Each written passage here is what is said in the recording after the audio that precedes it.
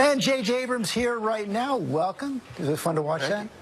It's always amazing to see that the footage exists. For a long time. You know? Well, none of us have seen it. This is under such wraps. You've got 18 days to go. Yeah. Anything left to do?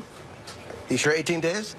Pretty sure 18, 17. It feels like it's been a long gestation period. I'm very much looking forward to the movie being out in the world. But it's completely done. Yeah, we're done.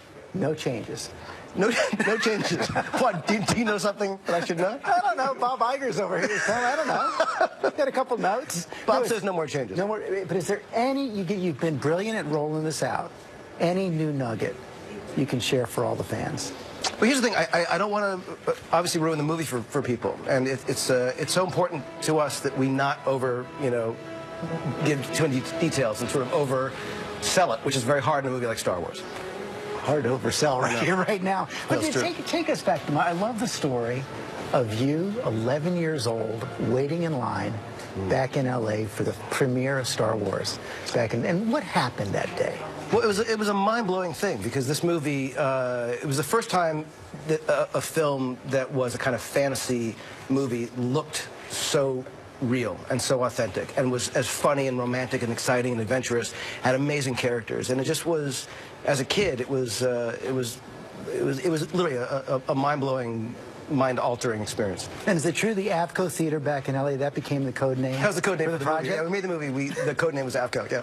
And you're such a Star Wars fan, of course. You did the Star Trek movies as well. This has been described as a nerd making a movie for the other nerds. But is it true that you actually said no when they first came to you? I did. It was something that I loved so much and thought maybe it'd be better just to see it, go to the theater and see it like everyone else. But the truth is, Kathy Kennedy came to meet with me, the producer of the movie, and she just, we started talking about it, and it was just too delicious and too exciting to pass up. She asked you a question: who is Luke Skywalker?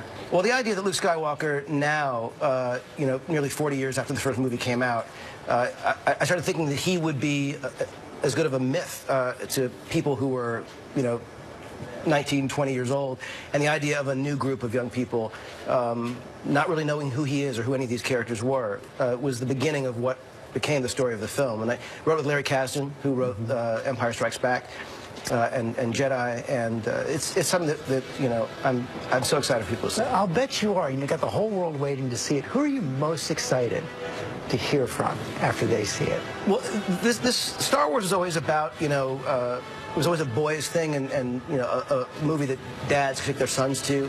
And though that's still very much the case, I was really hoping this could be a movie that mothers take their daughters to as well. So I'm looking forward to, to kids seeing this movie and seeing themselves in it and seeing that they're capable of doing things that they could never imagine possible. Such an amazing cast led by Harrison Ford. And you and Harrison Ford go way back.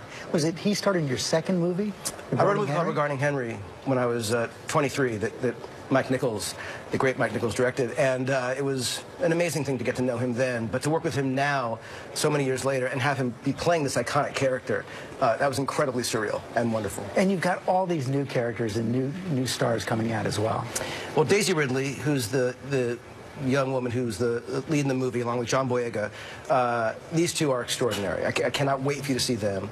Oscar Isaac, Adam Driver, we have an amazing, amazing cast. And what are you hoping for that 11-year-old boy or girl who walks in and sees this for the first time? What I hope more than anything is that they see a movie that tells them that life is full of sort of unlimited possibility, that there's a sense of incredible, to use a George Lucas term, hope in the world, and that they feel better when they leave than when they got in there. I cannot wait to take my 11-year-old daughter. J.J. Abrams, thanks very much. Star Wars: The Force Awakens opens in theaters on December 18th.